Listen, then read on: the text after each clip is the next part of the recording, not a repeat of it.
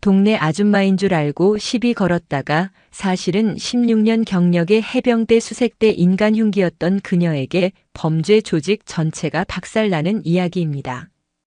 뜨거운 태양이 광화문 광장을 내리쬐는 광복절 아침.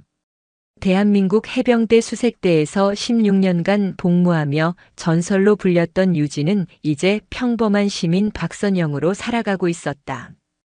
굵직한 사건들을 해결하고 무수한 작전에서 혁혁한 공을 세웠던 그녀는 전역 후 모든 것을 잊고 딸 하은과 함께 조용하고 평화로운 삶을 꿈꿨다.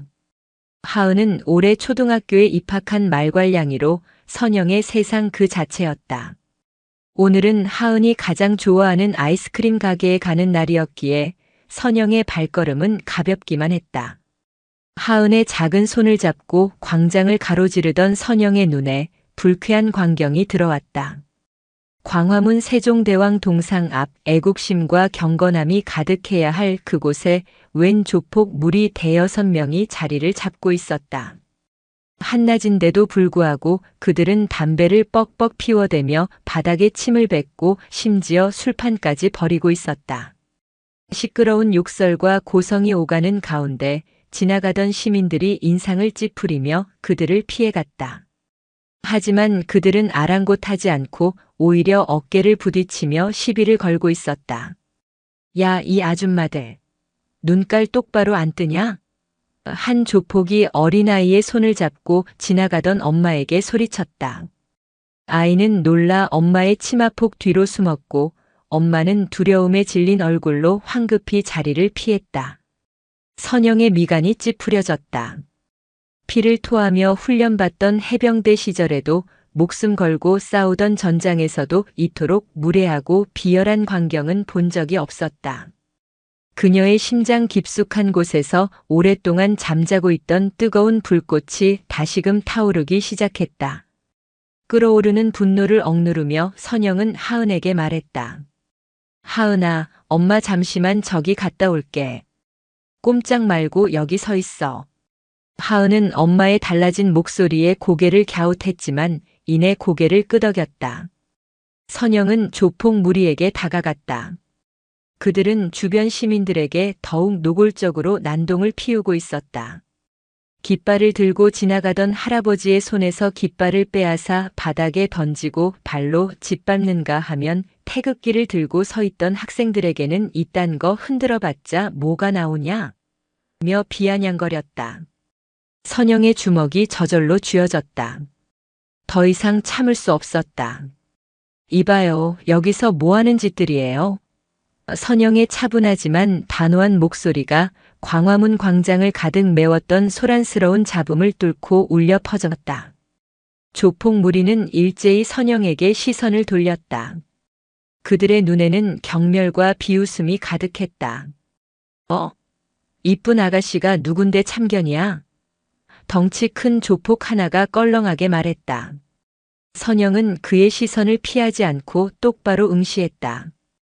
여기 공공장소입니다. 다른 시민들에게 피해주지 말고 조용히 하세요. 조폭들은 선영의 말에 비웃음을 터뜨렸다. 하하. 뭐야, 이 아가씨? 어디서 굴러먹던 년인데 우리한테 훈계질이야? 또 다른 조폭이 선영에게 다가와 추파를 던지기 시작했다. 야, 이쁜데? 몸매도 아주 섹시하고. 어때? 우리랑 같이 놀래? 재밌게 해줄게. 그는 선영의 어깨에 손을 올리려 했다. 그 순간 선영의 눈빛이 싸늘하게 변했다. 16년간 해병대 수색대에서 단련된 그녀의 본능이 깨어난 것이다. 그녀의 손이 번개처럼 움직여 조폭의 손목을 움켜쥐었다. 조폭은 순식간에 자신의 손목이 꺾이는 고통에 비명을 질렀다. 크악! 야, 이 미친 엑스이! 하지만 선영은 아랑곳하지 않고 그대로 조폭을 한 바퀴 돌려 광장 바닥에 내던졌다. 쿵! 둔탁한 소리와 함께 조폭은 그대로 넉다운되었다. 순식간에 벌어진 일에 다른 조폭들은 당황한 기색이 역력했다. 야, 너 뭐야? 어디서 무술을 배웠어? 그들은 허둥지둥 선영에게 달려들었다. 하지만 그들의 움직임은 선영에게는 슬로우 모션이나 다름없었다. 선영은 마치 그림자를 밟듯이 유려하게 그들의 공격을 피하며 반격했다. 발차기는 정확하게 명치와 턱을 노렸고 주먹은 관자놀이와 코를 향했다. 해병대 수색대에서 배운 격투술과 무술이 어우러진 그녀의 움직임은 예술에 가까웠다. 한 조폭이 칼을 꺼내들며 위협했지만 선영은 오히려 비웃었다. 칼? 그딴 장난감으로 뭘 하겠다고.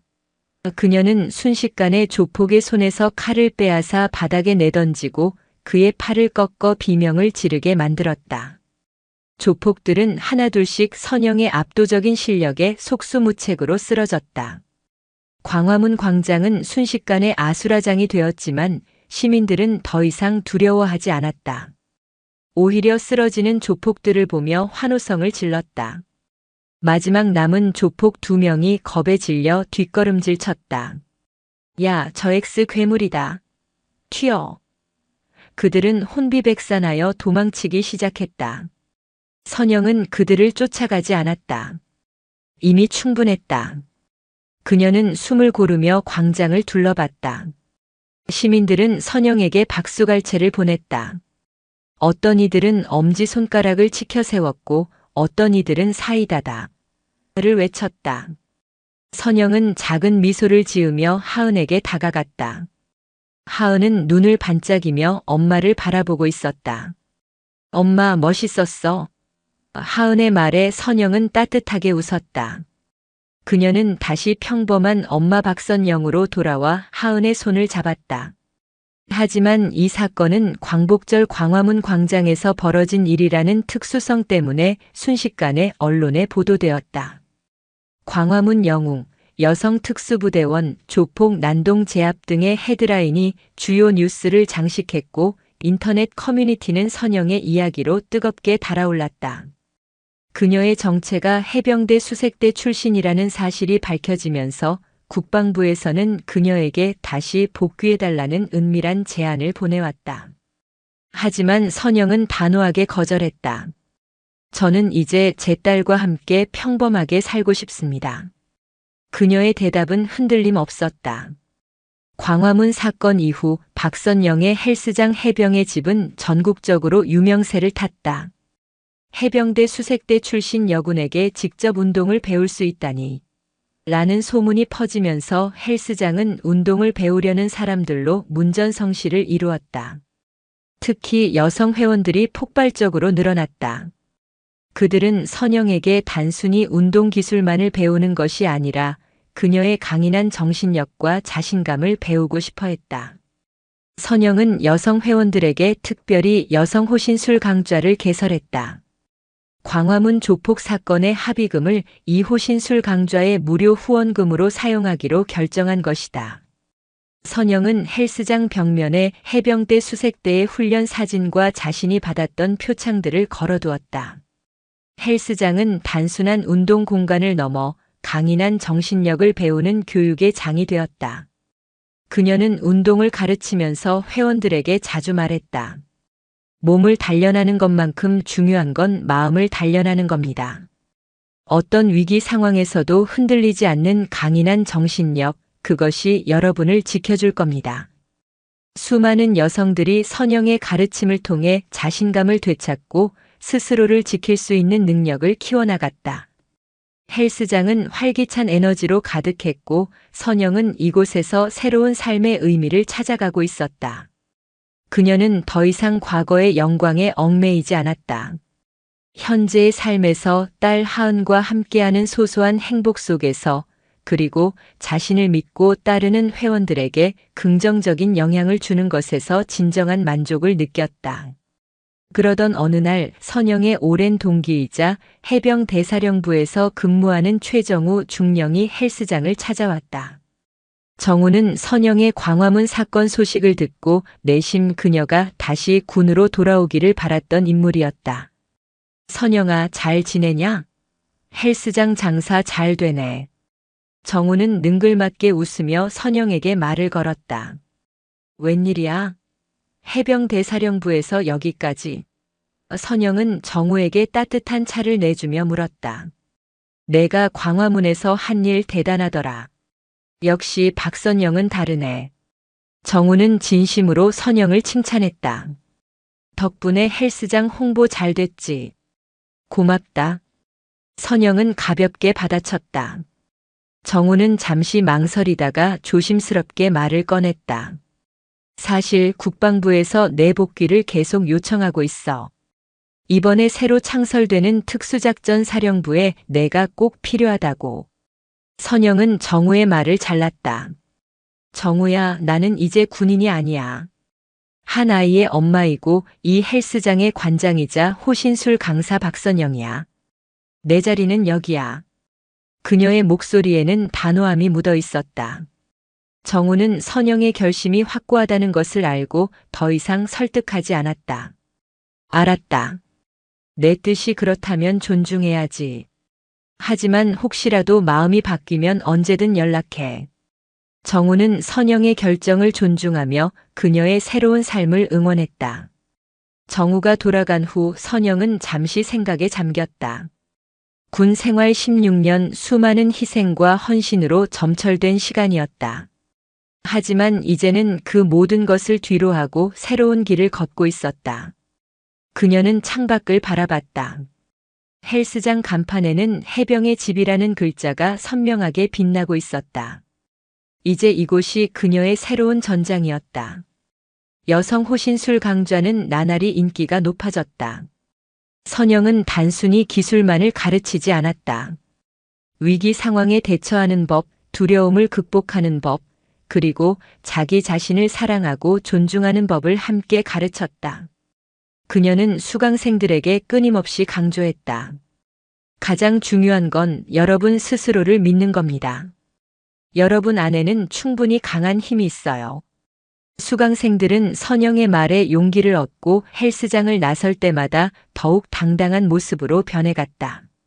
선영은 이 모든 과정에서 깊은 보람을 느꼈다. 과거에는 국가를 위해 목숨을 걸었다면 이제는 약한 이들을 위해 자신의 지식과 경험을 나누고 있었다. 이 또한 충분히 가치 있는 일이었다.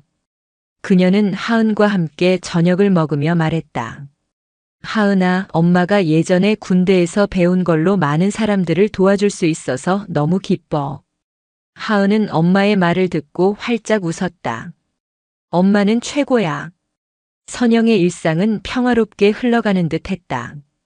헬스장에서 회원들을 가르치고 하은과 함께 시간을 보내며 소소한 행복을 느끼는 나날. 하지만 세상은 그녀를 가만두지 않았다. 예상치 못한 사건이 그녀의 평온한 일상을 뒤흔들기 시작했다. 어느 날 오후 선영은 헬스장에서 한창 회원들을 지도하고 있었다. 그때 휴대전화가 다급하게 울렸다. 발신자는 하은의 절친 지혜의 엄마 김미숙 씨였다. 선영은 불길한 예감에 심장이 철렁 내려앉았다. 여보세요? 미숙 씨, 무슨 일이에요? 선영의 목소리에는 불안감이 섞여 있었다. 선영 씨, 큰일 났어요. 하은이랑 지혜가 강남역에서. 글쎄, 변태 같은 놈들한테 붙잡혔대요. 미숙 씨의 목소리는 울먹이고 있었다. 선영의 머릿속은 순식간에 하얘졌다. 강남역? 변태? 하은이 위험에 처했다는 생각에 그녀의 심장은 미친 듯이 뛰었다. 지금 어디예요? 정확한 위치 좀 알려주세요. 선영은 다급하게 물었다. 미숙 씨는 겨우 정신을 차리고 하은이가 보낸 메시지에 적힌 강남역 지하상가 근처를 알려주었다. 선영은 헬스장 회원들에게 양해를 구하고 헬스장을 뛰쳐나갔다.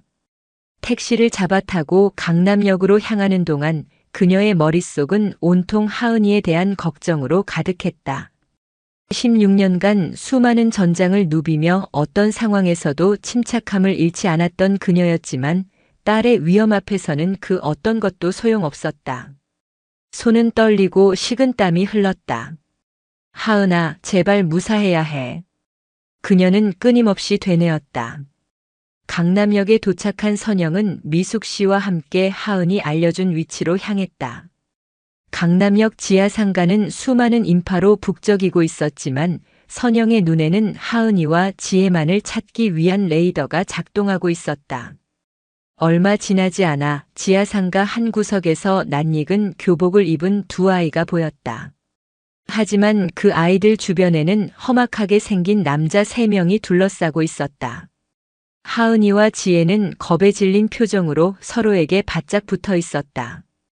야, 이쁜 아가씨들. 어디 급하게 갈 데 있어? 우리랑 좀 놀다 가지. 한 남자가 비열하게 웃으며 하은이의 머리카락을 만지려 했다. 하은이는 놀라 고개를 뒤로 뺐고 지혜는 울먹이며 저리 가세요. 라고 소리쳤다. 그때 선영의 눈이 번뜩였다. 그녀의 발걸음이 빨라졌다. 이봐요. 거기서 뭐 하는 짓들이에요? 선영의 목소리가 지하상가에 울려 퍼졌다. 세 남자는 일제히 선영에게 시선을 돌렸다. 이번엔 누님인가? 아가씨들 보호자 납셨네. 한 남자가 선영을 위아래로 훑어보며 비웃었다. 애들한테 손대지 마요. 선영의 목소리는 차분했지만 그 안에는 깊은 분노가 서려 있었다. 이 누님도 아주 매력적인데 애들보다 누님이 더 예쁘네. 다른 남자가 노골적으로 선영에게 추파를 던졌다. 그 순간 선영의 눈빛이 변했다. 16년간 해병대 수색대에서 길러진 전투 본능이 다시 깨어나는 순간이었다. 그녀는 더 이상 주저하지 않았다. 경고했어요. 선영의 말과 동시에 그녀의 몸이 움직였다. 순식간에 가장 가까이 있던 남자의 멱살을 잡고 그대로 벽으로 밀어붙였다. 쿵. 둔탁한 소리와 함께 남자는 고통에 신음했다. 다른 두 남자가 당황하여 달려들었지만 선영은 이미 그들의 움직임을 읽고 있었다. 그녀는 벽에 박힌 남자의 팔을 비틀어 다른 남자에게 휘둘렀다. 두 남자는 서로에게 부딪히며 휘청거렸다. 선영은 마치 춤을 추듯이 유려하게 그들 사이를 오가며 공격했다. 짧고 굵은 타격은 정확하게 급소를 노렸고 그들의 팔다리를 꺾어 무력화시켰다. 지하상가는 순식간에 선영의 격투장이 되었다. 하은이와 지혜는 눈을 휘둥그레 뜨고 엄마의 모습을 지켜봤다. 평소에는 다정하고 온화했던 엄마의 전혀 다른 모습에 아이들은 놀라움을 금치 못했다. 크악! 살려줘요. 엄마! 남자들의 비명과 함께 그들은 하나둘씩 선영의 압도적인 힘 앞에 무릎을 꿇었다. 순식간에 3명의 남자는 모두 제압당했고 주변에 있던 시민들은 이 광경을 보고 놀라움과 동시에 안도감을 느꼈다. 어떤 시민은 재빨리 휴대전화를 꺼내 경찰에 신고했다. 선영은 쓰러진 남자들을 뒤로하고 하은이와 지혜에게 다가갔다. 하은이는 울먹이며 엄마에게 달려와 품에 안겼다. 엄마, 무서웠어. 선영은 하은이의 머리를 쓰다듬으며 위로했다.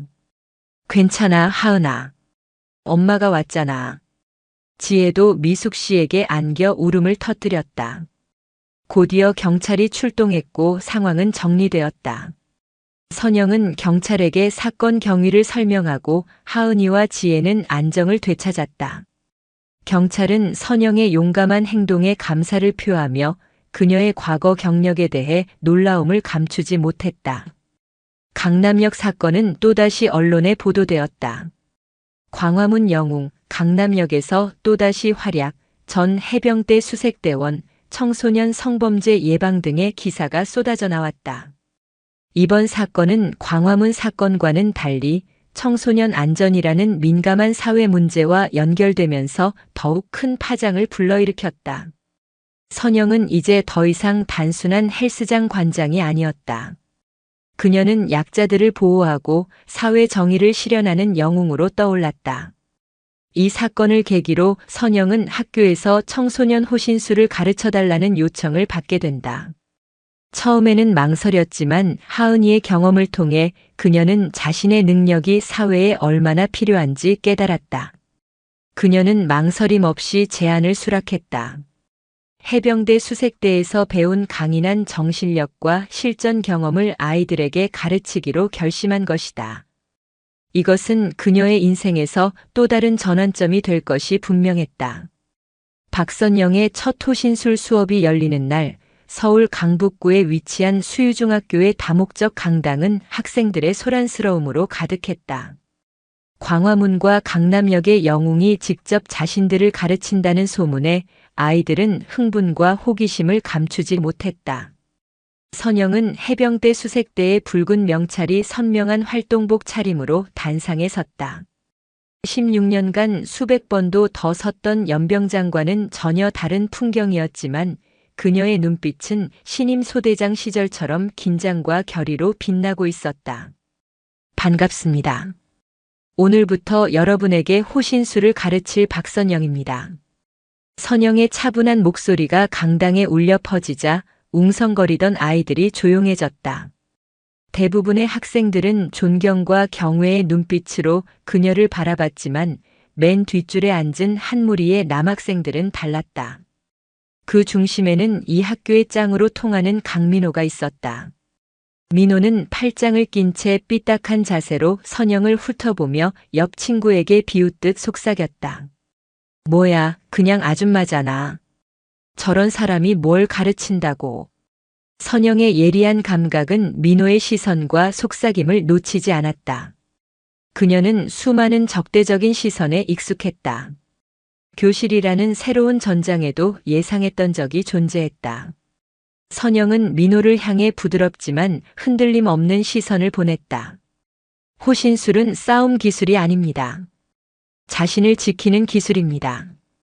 가장 좋은 호신술은 위험한 상황 자체를 만들지 않는 것이고 그 다음은 그 상황에서 안전하게 벗어나는 것입니다. 선영은 기본적인 위협 상황 대처법부터 설명하기 시작했다. 목소리 톤, 시선 처리, 안전거리 확보 등 실질적인 내용들이었다. 아이들은 진지하게 수업에 빠져들었다. 하지만 민호는 계속해서 수업 분위기를 흐렸다. 선영이 시범을 보일 때마다 과장된 몸짓으로 흉내내며 낄낄거렸다. 거기 맨 뒤에 있는 학생. 선영이 마침내 민호를 지목했다. 이름이 뭐죠? 강민호인데요. 왜요? 민호는 조금도 주눅 들지 않고 대답했다. 앞으로 나와 볼래요? 제가 방금 설명한 손목 잡혔을 때 빠져나오는 동작 직접 한번 해보죠. 민호는 기다렸다는 듯이 어깨를 으쓱하며 단상으로 올라왔다. 그의 친구들이 휘파람을 불며 응원했다. 민호는 선영보다 머리 하나는 더 컸고 운동으로 다져진 다부진 체격이었다. 그는 선영을 얕잡아 보는 눈빛으로 그녀의 손목을 거칠게 움켜쥐었다. 단순한 시범이 아닌 명백한 도발이었다. 자, 이제 빠져나와 보세요, 선생님. 민호의 입가에 비열한 미소가 걸렸다. 강당 안의 모든 학생들이 숨을 죽였다. 선영은 아무 말 없이 민호의 눈을 똑바로 응시했다. 그리고 다음 순간 누구도 예상치 못한 일이 벌어졌다. 선영은 힘으로 저항하는 대신 오히려 민호 쪽으로 몸을 살짝 기울이며 그의 힘의 방향을 역이용했다. 그녀의 몸이 물 흐르듯 회전하며 민호의 팔꿈치 관절을 부드럽게 감아주었다. 민호는 자신의 손목을 잡고 있던 힘이 순식간에 자신을 공격하는 무기로 변하는 것을 느끼며 당황했다. 악! 민호의 입에서 짧은 비명이 터져 나왔다. 그의 거대한 몸이 균형을 잃고 바닥으로 고꾸라졌다. 선영은 그의 팔을 제압한 채 조금의 미동도 없이 그를 내려다보고 있었다. 단 1초 만에 벌어진 일이었다. 강당은 찬물을 끼얹은 듯 조용해졌다. 민호의 친구들도 입을 떡 벌린 채 아무 말도 하지 못했다. 호신술은 힘으로 상대를 이기는 게 아닙니다. 상대의 힘을 이용해 나를 지키는 기술이죠. 선영이 민호의 팔을 놓아주자 그는 얼굴이 벌개진 채 자리로 돌아갔다. 그 누구도 더 이상 선영의 수업을 얕보지 않았다. 그날 이후 선영의 호신술 수업은 학교의 최고 인기 과목이 되었다. 수업이 끝나고 학생들이 모두 강당을 빠져나갔을 때 한 여학생이 망설이며 선영에게 다가왔다. 창백한 얼굴에 겁먹은 눈빛을 한 아이 김소희였다. 소희는 민호 무리에게 지속적인 괴롭힘을 당하고 있는 학생이었다. 선생님, 저도 선생님처럼 강해질 수 있을까요? 소희의 떨리는 목소리에는 절박함이 묻어 있었다. 선영은 그 작은 어깨에 얼마나 무거운 짐이 올려져 있는지 단번에 알아차렸다. 그녀는 따뜻한 미소와 함께 소희의 눈을 마주보며 말했다.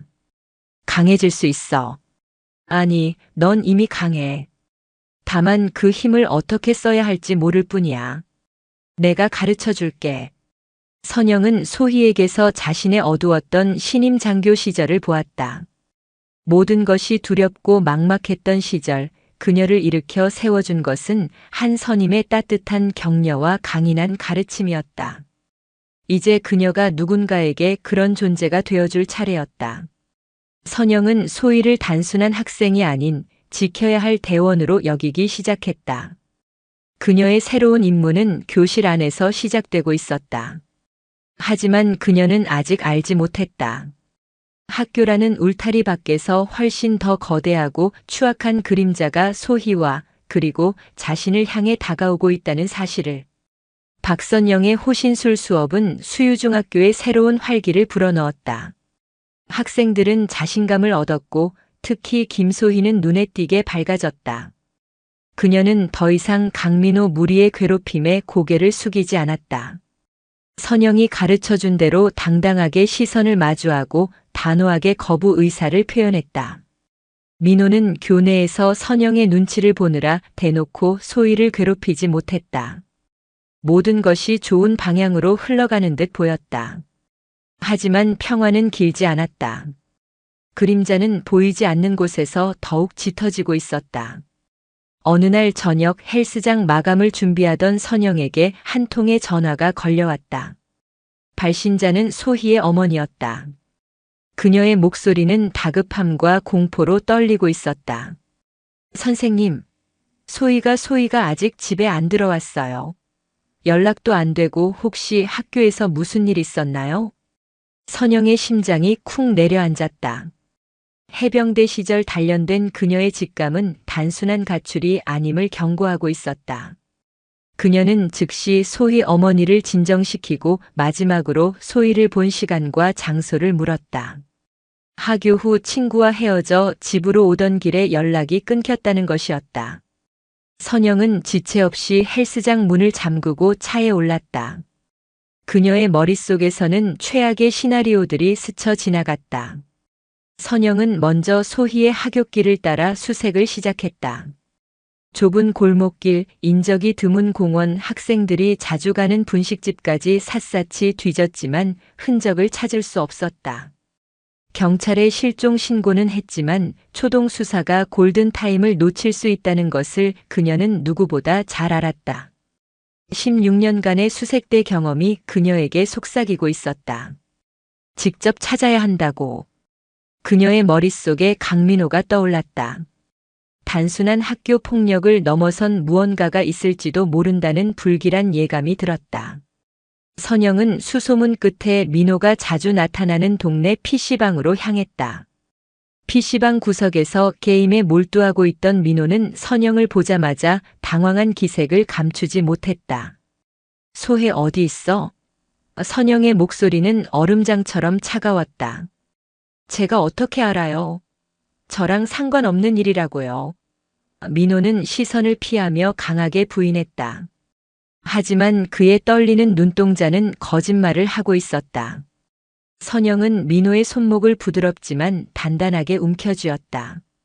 교실에서와는 차원이 다른 압박감이었다. 마지막 기회야. 사실대로 말해. 이건 이제 학생들 장난 수준이 아니야. 민호는 결국 공포에 질려 모든 것을 털어놓았다. 자신들이 소희를 괴롭힌 것은 사실이지만 오늘 실종 사건과는 관련이 없다고 했다. 대신 그는 충격적인 사실을 고백했다.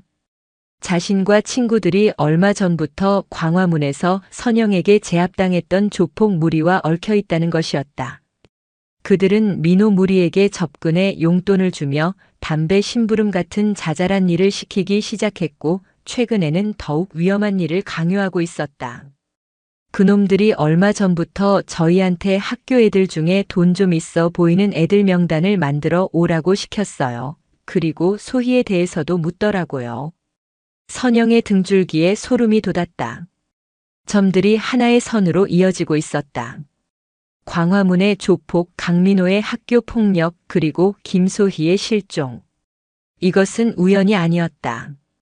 그 조폭들은 선영에게 복수하기 위해 그리고 그녀에게 가장 소중한 것을 앗아가기 위해 학교로 손을 뻗친 것이었다. 그리고 그 첫 번째 희생양이 소희가 된 것이다. 그들은 소희를 납치해 선영을 유인하려는 속셈이었다. 그놈들 어디 가면 만날 수 있지? 선영의 눈빛은 이제 교관이 아닌 적진에 침투하는 수색대원의 그것으로 변해 있었다. 민호는 겁에 질려 그들이 자주 모이는 장소인 도봉산 근처의 한 폐공장을 알려주었다. 선영은 민호에게 당장 집으로 돌아가 부모님과 함께 있으라고 경고한 뒤 망설임 없이 차를 몰아 도봉산으로 향했다. 어둠이 짙게 깔린 산길을 달리며 선영은 해병대 동기 최정우 중령에게 전화를 걸었다. 나다. 부탁 하나만 하자. 비공식적으로. 선영은 최정우에게 조폭들의 인상착의와 예상 아지트를 설명하며 그들의 정보를 최대한 빨리 알아봐 달라고 부탁했다. 이것은 더 이상 혼자서 해결할 수 있는 문제가 아니었다. 공권력의 개입이 필요했지만 그 전에 그녀가 먼저 해야 할 일이 있었다. 소희를 구출하는 것. 폐공장에 가까워질수록 선영의 감각은 극한까지 예리해졌다. 그녀는 차를 멀찌감치 세우고 어둠을 틈타 공장 주변으로 은밀하게 접근했다. 낡은 철조망, 깨진 유리창, 음산한 바람 소리. 모든 것이 위험 신호를 보내고 있었다. 공장 안에서는 희미한 불빛과 함께 남자들의 거친 목소리가 새어나오고 있었다. 선영은 허리춤에 차고 있던 작은 등산용 나이프를 고쳐쥐었다. 16년간 그녀의 손에 익었던 K의 소총은 없었지만 그녀 자신이 바로 가장 강력한 무기였다. 어둠 속에서 그녀의 눈이 맹수처럼 빛났다. 이제 반격의 시간이었다. 도봉산 폐공장의 스산한 공기는 먼지와 녹슨 쇠냄새로 가득했다. 박선영은 고양이처럼 소리 없이 움직이며 공장 내부의 구조를 파악했다. 깨진 창문을 통해 안을 살폈다. 대여섯 명의 조폭들이 모닥불 주위에 둘러앉아 술을 마시고 있었고 그 중심에는 광화문에서 그녀에게 가장 먼저 시비를 걸었던 얼굴에 흉터가 있는 남자가 있었다. 그가 이 무리의 리더 독사였다. 그리고 한쪽 구석 기둥에는 입에 재갈이 물리고 손발이 묶인 김소희가 공포에 질린 채 웅크리고 있었다. 선영의 심장에서 분노가 용암처럼 들끓었다. 하지만 그녀는 냉정함을 유지했다. 수색대 시절 적진에 홀로 침투했을 때의 긴장감이 온몸을 감쌌다. 섣불리 움직이면 소희가 위험해질 수 있었다. 그녀는 최적의 침투 경로와 공격 순서를 머릿속으로 수십 번 시뮬레이션했다. 그때 주머니 속 휴대전화가 짧게 진동했다. 최정우 중령에게서 온 문자였다. 독사 본명 박철민. 최근 이 일대에서 신흥 조직 흑사파를 이끌며 세력 확장 중. 미성년자 갈취, 불법 사체 등 전과 다수. 성격 잔인하고 포악함. 현재 경찰에서 예의주시 중. 위치 정보 가장 가까운 파출소에 익명으로 제보 완료. 5분 내 도착 예상. 절대 무리하지 마. 5분. 선영에게 주어진 시간이었다. 경찰이 도착하기 전에 소희를 안전하게 구출해야 했다. 그녀는 더 이상 망설이지 않았다. 선영은 공장 뒤편의 낡은 배전반으로 접근했다. 굵은 전선을 찾아 등산용 나이프로 피복을 벗겨내고 능숙하게 합선을 일으켰다. 펑 하는 소리와 함께 공장 내부의 모든 불이 꺼지며 암흑이 찾아왔다. 뭐야? 씨발 정전이야? 누가 안 보고 와. 조폭들이 당황하여 고함을 치는 사이 선영은 이미 깨진 창문을 통해 공장 안으로 진입했다. 그녀는 어둠 속에서 움직이는 그림자 그 자체였다. 해병대에서 혹독하게 훈련받은 야간 침투술이 빛을 발하는 순간이었다. 그녀는 소리가 나는 방향과 희미한 담뱃불의 위치로 적들의 위치를 정확히 파악했다. 가장 가까이 있던 조폭이 투덜거리며 손전등을 켜는 순간 선영의 손날이 그의 목을 가격했다. 컥 하는 소리와 함께 남자는 그대로 쓰러졌다. 어둠 속에서 동료가 쓰러지는 소리에 다른 조폭들이 긴장했다. 누구야? 거기 누구 있어? 한 조폭이 소리가 난 방향으로 무작정 주먹을 휘둘렀지만 허공을 가를 뿐이었다. 그 순간 선영은 그의 등 뒤에서 나타나 팔을 꺾고 다리를 걸어 넘어뜨렸다. 뼈가 어긋나는 소름 끼치는 소리와 함께 비명이 터져 나왔다. 공장 안은 순식간에 혼돈과 공포의 도가니가 되었다. 조폭들은 보이지 않는 적의 공격에 속수무책으로 당했다. 이 미친 X. 광화문 근현이다. 마침내 독사 박철민이 상황을 파악하고 고함을 질렀다. 그는 자신의 부하들이 어둠 속에서 하나씩 쓰러져 나가는 것을 보며 극도의 공포와 분노를 느꼈다. 그는 소희가 묶여있는 기둥으로 달려가 그녀의 목에 칼을 들이댔다. 나와. 당장 튀어나오지 않으면 이 계집의 목을 그어버릴 거야. 그 순간 그의 등 뒤 천장에서 선영이 뛰어내렸다. 낡은 쇠 파이프를 타고 소리 없이 이동했던 것이다. 선영은 공중에서 몸을 회전하며 독사의 목을 다리로 감아챘다. 우두둑 소름 끼치는 소리와 함께 독사의 거대한 몸이 그대로 바닥에 처박혔다. 그가 소희에게 겨누었던 칼은 허공으로 날아가 바닥에 떨어졌다. 선영은 쓰러진 독사를 제압하고 재빨리 소희에게 다가가 묶인 밧줄을 풀어주었다. 소희는 울음을 터뜨리며 선영의 품에 안겼다. 괜찮아. 이제 다 끝났어. 선영이 소희를 안심시키는 순간 바닥에 쓰러져 있던 독사가 마지막 발악을 했다. 그는 품속에 숨겨두었던 작은 단검을 꺼내 선영의 옆구리를 향해 필사적으로 휘둘렀다. 선영은 본능적으로 몸을 피했지만 날카로운 칼날이 그녀의 팔뚝을 스치고 지나갔다. 붉은 피가 활동복 소매를 적셨다. 선영은 고통을 참으며 독사의 손목을 꺾어 단검을 떨어뜨리게 하고 그대로 그의 턱에 강력한 팔꿈치 공격을 가했다. 독사는 완전히 의식을 잃고 바닥에 쓰러졌다. 그때 공장 밖에서 요란한 사이렌 소리가 들려왔다. 최정우의 정보대로 경찰이 도착한 것이다. 선영은 소희를 부축하며 공장 밖으로 나섰다. 어둠을 뚫고 달려온 경찰차들의 헤드라이트가 그녀와 소희를 비췄다. 피를 흘리는 팔 결연한 표정, 그리고 그녀의 품에 안겨 우는 소녀. 그 모습은 한 폭의 그림처럼 강렬했다.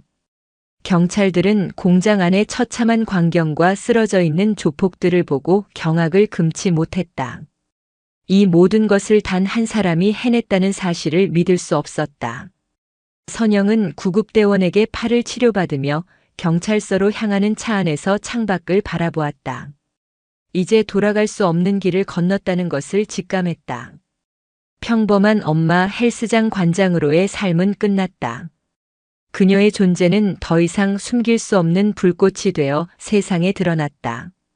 흑사파라는 신흥 조직을 혼자서 와해시킨 이 사건은 언론을 통해 대서특필될 것이고 그녀를 영웅으로 칭송하는 목소리와 함께 또 다른 위협들이 그녀를 찾아올 것이었다. 그녀는 이제 딸 하은과 자신을 그리고 자신을 필요로 하는 더 많은 사람들을 지키기 위해 싸워야만 했다. 이것은 그녀가 선택한 또 다른 전장이었다. 도봉경찰서의 취조실은 낡은 형광등 불빛 아래 싸늘하게 가라앉아 있었다. 박선영은 갓 치료를 마친 팔의 통증을 애써 무시하며 형사들 앞에 앉아 있었다. 그녀의 침착하고 담담한 태도에 베테랑 형사들조차 혀를 내둘렀다.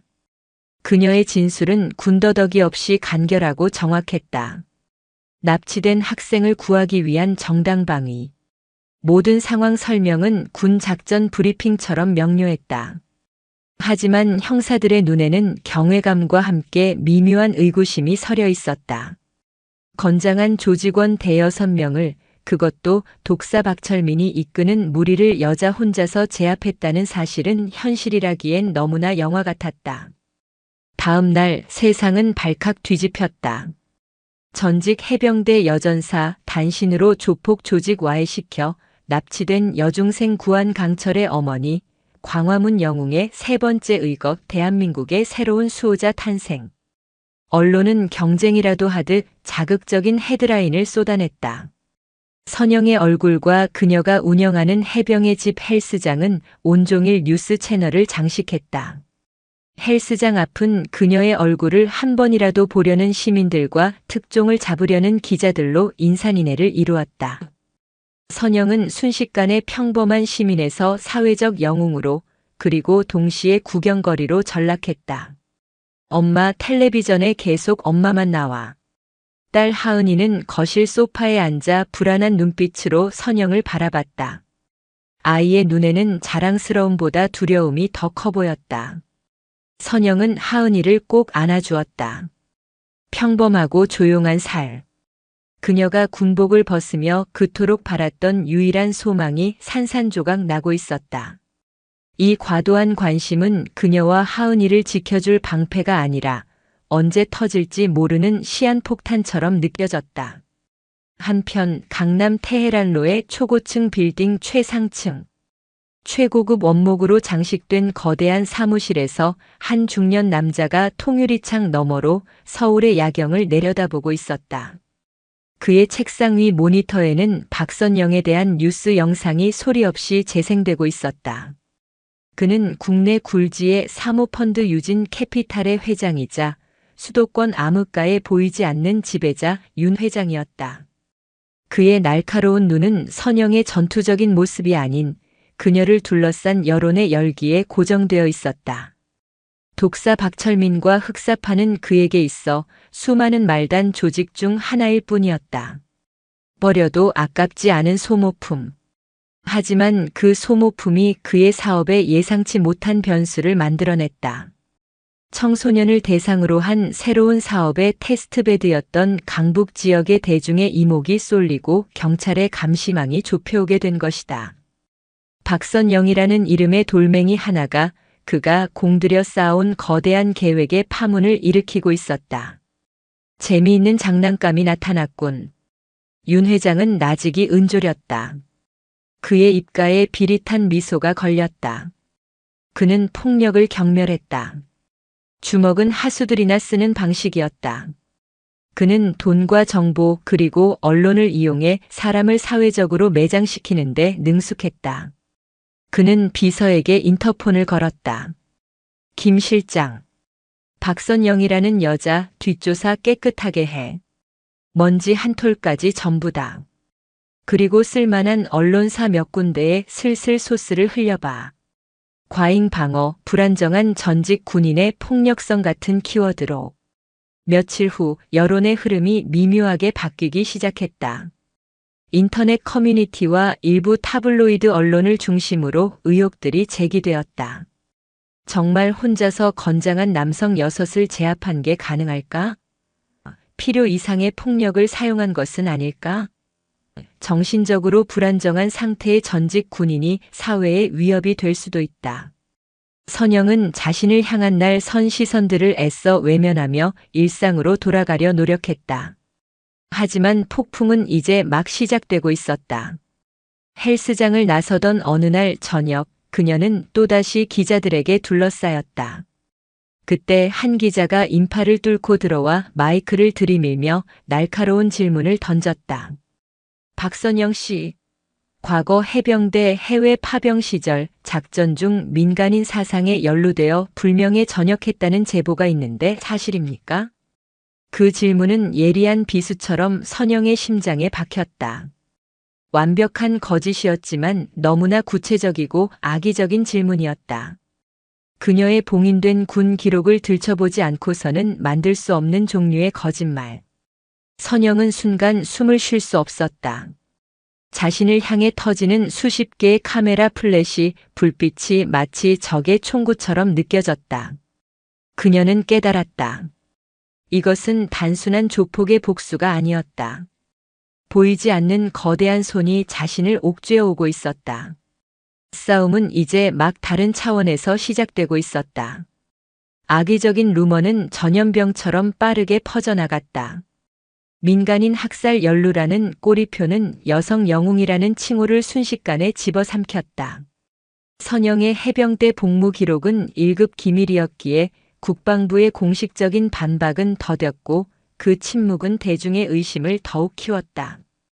선영은 집 밖으로 나서는 것조차 힘들어졌다. 자신을 향한 수군거림, 의심의 눈초리들이 보이지 않는 감옥이 되어 그녀를 올감했다. 해병의 집 헬스장을 찾는 회원들의 발길도 뚝 끊겼다. 엄마, 친구들이 나보고 살인자의 딸이래. 하은이가 울면서 쏟아낸 말은 선영의 가슴을 갈갈이 찢어 놓았다.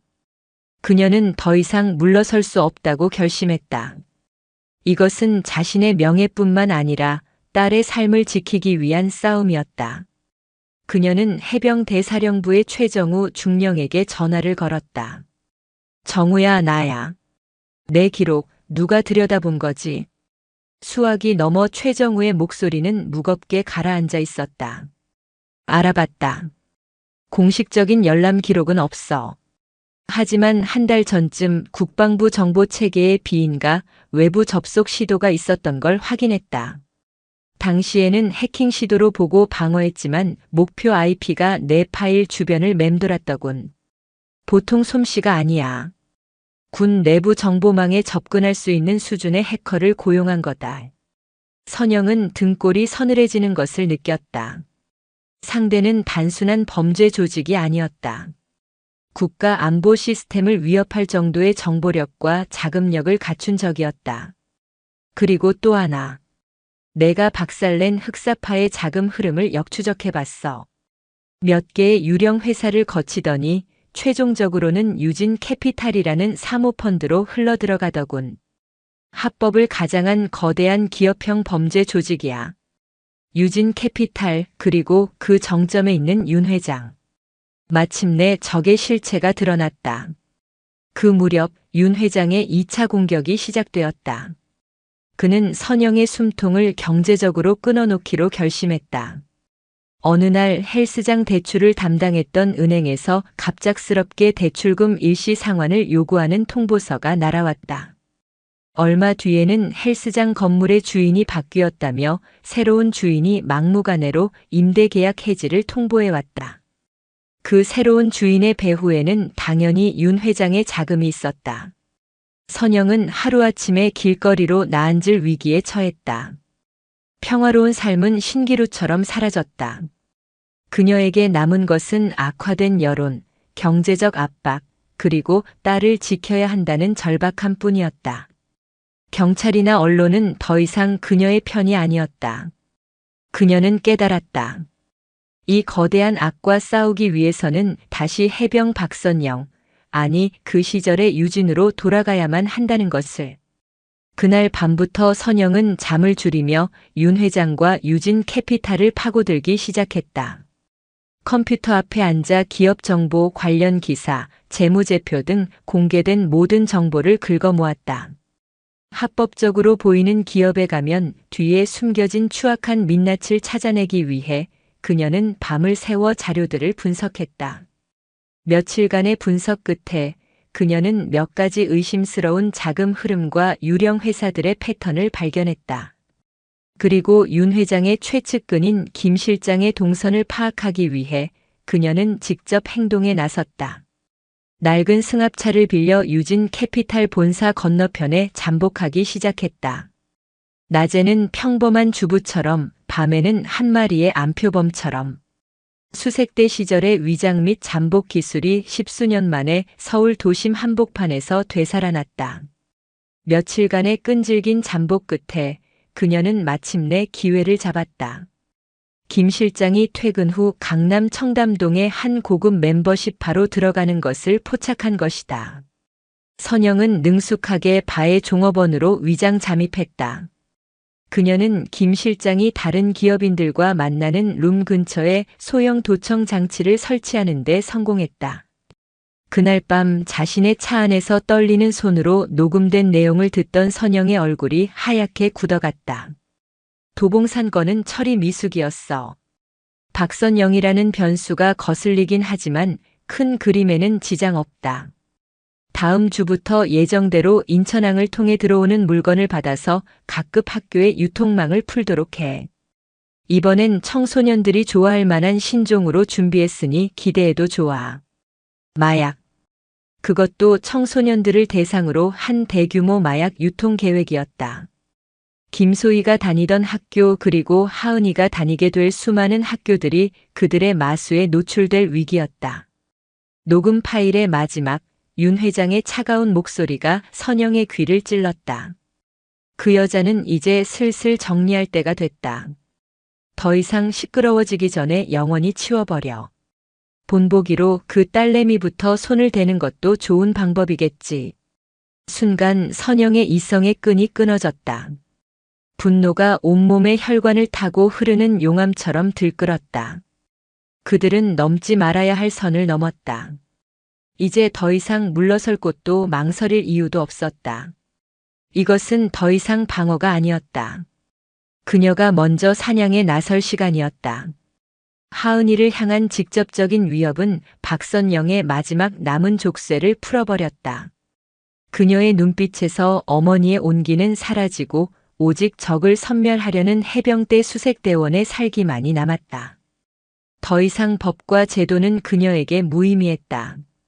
오직 하나의 목표, 윤 회장의 숨통을 끊어놓고 그의 범죄 제국을 뿌리 뽑는 것만이 그녀의 머릿속을 지배했다. 선영은 먼저 하은이의 안전을 확보했다.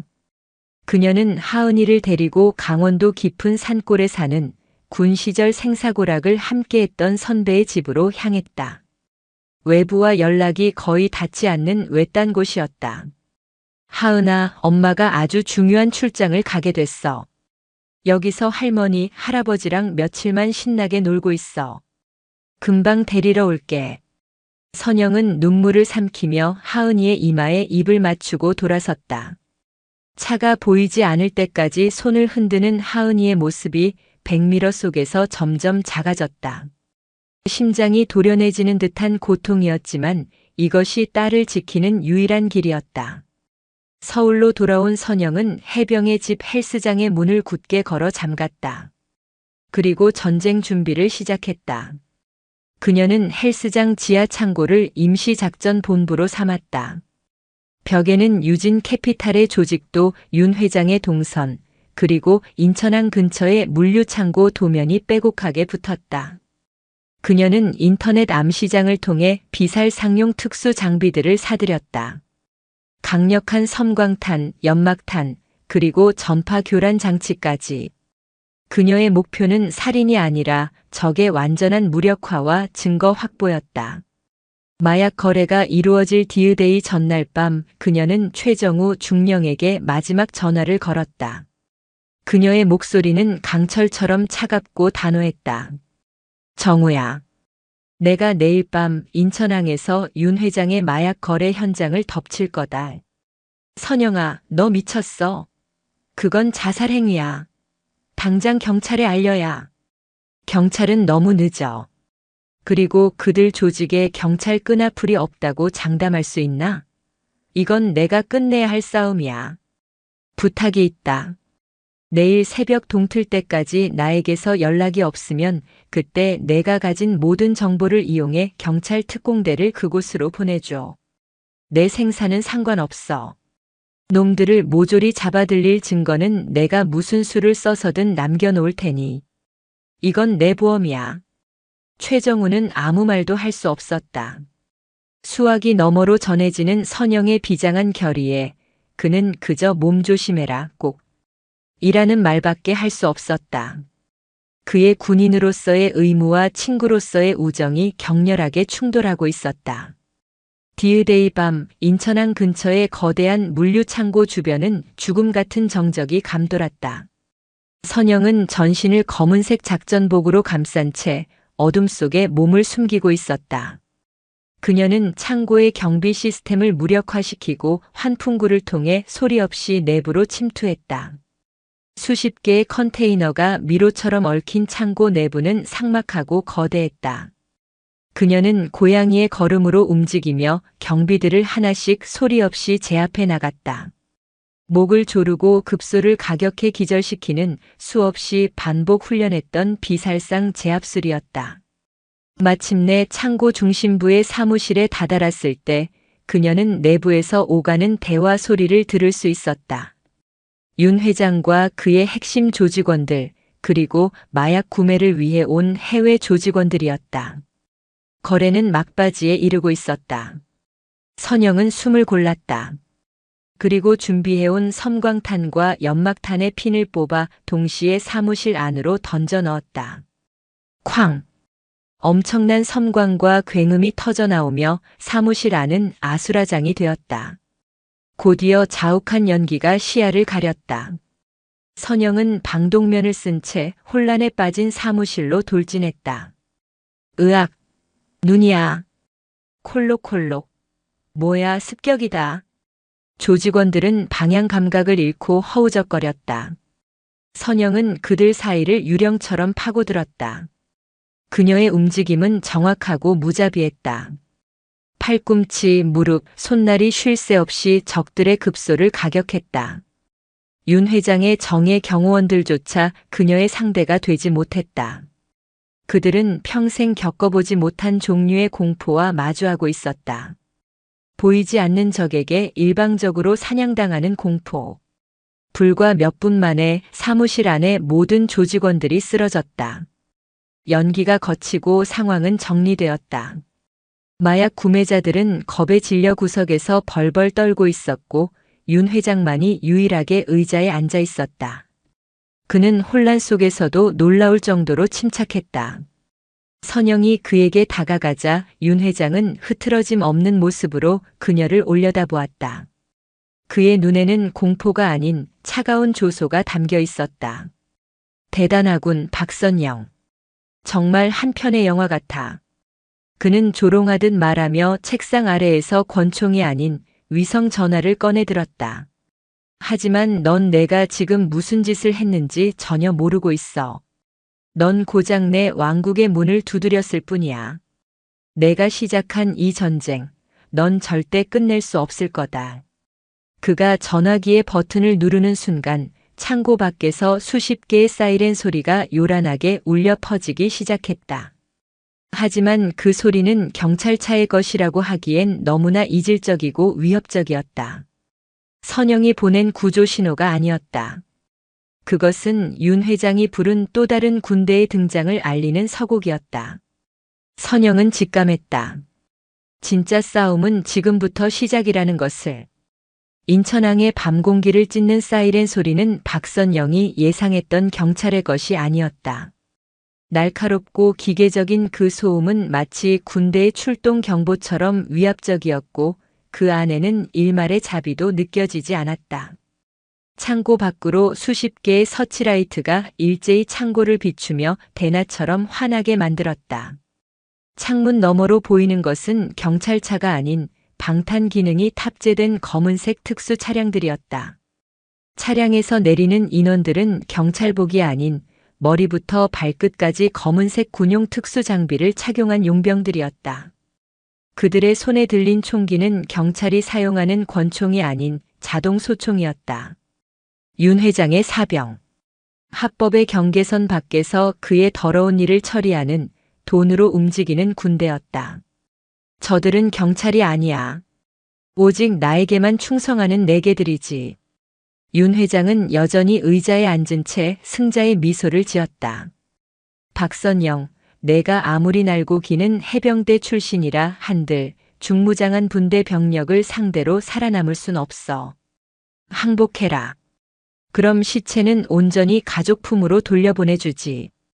선영은 대답 대신 쓰러진 경호원의 허리춤에서 권총을 뽑아들었다. 묵직한 감촉. 16년간 손에 익었던 감각이었지만 제대 후 처음으로 잡아보는 실탄이 장전된 총기였다. 그녀의 눈빛은 한치의 흔들림도 없었다. 전쟁을 시작한 건 너다, 윤 회장. 끝내는 건 내가 한다. 그 말을 끝으로 선영은 사무실 책상 아래로 몸을 던졌다. 거의 동시에 쾅, 쾅, 쾅. 창문 유리가 박살나며 총알이 비처럼 쏟아져 들어왔다. 윤 회장의 용병 부대가 본격적인 진압 작전을 시작한 것이다. 창고는 순식간에 시가전이 벌어지는 전장으로 변했다. 선영은 거대한 컨테이너들 사이를 은신처 삼아 움직이기 시작했다. 그녀는 사냥꾼이자 동시에 사냥감이었다. 용병들은 훈련받은 대로 2인 1조로 움직이며 조직적으로 그녀를 포위해왔다. 하지만 그들의 상대는 평범한 범죄자가 아니었다. 대한민국 최정예 특수부대에서 16년간 생존 기술을 연마한 베테랑이었다. 선영은 지형지물을 최대한 활용했다. 컨테이너 더미 위로 소리 없이 올라가 적의 배후를 급습하고 쇠 파이프를 던져 소리를 내어 적을 유인한 뒤 다른 경로로 빠져나갔다. 그녀의 움직임은 예측 불가능했고 창고의 복잡한 구조는 그녀에게 천혜의 요새가 되어주었다. 용병들은 하나둘씩 선영의 기습에 쓰러져 나갔다. 그녀는 살상을 피하며 관절이나 급소를 정확히 타격해 무력화시켰다. 하지만 적의 수는 너무 많았고 그녀의 체력과 탄화는 점점 한계에 다다르고 있었다. 한 용병이 쏜 총알이 그녀의 어깨를 스치고 지나갔다. 찢어지는 고통과 함께 피가 흘러내렸지만 그녀는 이를 악물고 반격했다. 사무실에서 CCTV를 통해 이 모든 광경을 지켜보던 윤 회장의 얼굴에서 처음으로 여유가 사라졌다. 그는 자신의 정예 부대가 여자 하나에게 농락당하고 있다는 사실을 믿을 수 없었다. 분노에 찬 그는 부대 지휘관에게 무전을 날렸다. 당장, 뭐 하는 거야? 창고에 불을 질러서라도 그 여자를 끌어내. 명령이 떨어지자 용병들은 화염방사기와 소위탄을 사용하기 시작했다. 창고 곳곳에서 불길이 치솟았다. 유독한 연기가 퍼져나가며 선영의 숨통을 조여왔다. 그녀가 숨을 수 있는 공간은 점점 줄어들고 있었다. 동이 터오기까지는 아직 1시간 이상 남아 있었다. 최정우에게 약속했던 시간이 오기 전에 모든 것이 끝날 것만 같았다. 화염과 총탄을 피해 마지막 컨테이너 뒤에 몸을 숨긴 선영은 거친 숨을 몰아쉬었다. 어깨의 상처에서는 계속 피가 흘렀고 권총에는 단 한 발의 총알만이 남아 있었다. 사방에서 용병들이 포위망을 좁혀오고 있었다. 절체절명의 순간 그녀는 눈을 감고 딸 하은이의 얼굴을 떠올렸다. 미안해, 하은아 엄마가. 바로 그 순간이었다. 쾅! 창고의 거대한 철문이 폭발과 함께 찢겨져 나가며 안쪽으로 날아들었다. 눈부신 섬광과 함께 수십 명의 무장한 군인들이 함성과 함께 창고 안으로 쏟아져 들어왔다. 그들의 전투복 팔뚝에는 대한민국 해병대 특별경호대의 마크가 선명했다. 선두에는 최정우 중령이 서 있었다. 그는 동이 트기까지 기다릴 수 없었다. 친구의 마지막일지도 모르는 그 말을 듣고 그는 자신의 모든 것을 걸고 부대를 움직인 것이다. 전원, 적을 제압하라. 목표는 생포다. 상황은 순식간에 역전되었다. 윤 회장의 사병들은 정규 특수부대의 상대가 되지 못했다. 체계적이고 압도적인 화력 앞에 용병들은 추풍낙엽처럼 쓰러져 나갔다. 혼란을 틈타 선영은 마지막 남은 힘을 쥐어짜 사무실로 향했다. 모든 것을 끝내기 위해. 윤 회장은 서류 가방을 챙겨 뒷문으로 도망치려 하고 있었다. 어딜 가시나 윤 회장. 등 뒤에서 들려오는 선영의 목소리에 윤 회장의 몸이 굳었다. 그가 천천히 돌아보았을 때 그의 눈에 비친 것은 피와 먼지로 뒤덮였지만 그 어느 때보다 형형하게 빛나는 눈빛을 한 여전사의 모습이었다. 윤 회장은 마지막 발악으로 품속에 권총을 꺼내 들었지만 선영의 움직임이 더 빨랐다. 그녀는 총을 든 그의 팔을 꺾어 제압하고 마지막 남은 한 발의 총알을 허공에 쏘아 그의 저항 의지를 완전히 꺾어버렸다. 탕! 총성이 울려 퍼진 뒤 창고에는 정적만이 남았다. 모든 상황이 종료되었다. 윤 회장은 해병대원들에게 연행되었고 그의 범죄 제국은 그렇게 하룻밤 만에 무너져 내렸다. 선영은 긴장이 풀리자 그 자리에 주저앉았다. 최정우가 달려와 그녀를 부축했다. 고맙다, 정우야. 무사해서 다행이다. 정말 다행이야. 몇 주 후 대한민국은 유진 캐피탈 게이트로 떠들썩했다. 윤 회장의 범죄 행각과 그와 결탁한 정재계 인사들의 이름이 연일 언론에 오르내렸다. 그 중심에는 모든 사건의 시작과 끝이었던 박선영이 있었다. 정부는 그녀의 모든 혐의를 벗겨주고 오히려 그녀의 공로를 인정해 의로운 시민상을 수여했다. 그녀의 군 시절 기록은 전설적인 영웅으로 재평가되었다. 하지만 선영은 그 모든 스포트라이트를 뒤로하고 조용히 자신의 자리로 돌아왔다. 다시 문을 연 해병의 집 헬스장은 그 어느 때보다 활기가 넘쳤다. 선영은 더 이상 혼자가 아니었다. 그녀의 용기에 감화된 수많은 사람들이 그녀를 돕기 위해 나섰고 헬스장은 지역 사회를 지키는 든든한 커뮤니티의 중심이 되었다. 어느 화창한 오후 선영은 헬스장에서 아이들을 위한 호신술 교실을 열고 있었다. 그 안에는 이제 제법 씩씩해진 김소희와 엄마를 닮아 야무진 눈빛을 한 하은이도 함께였다.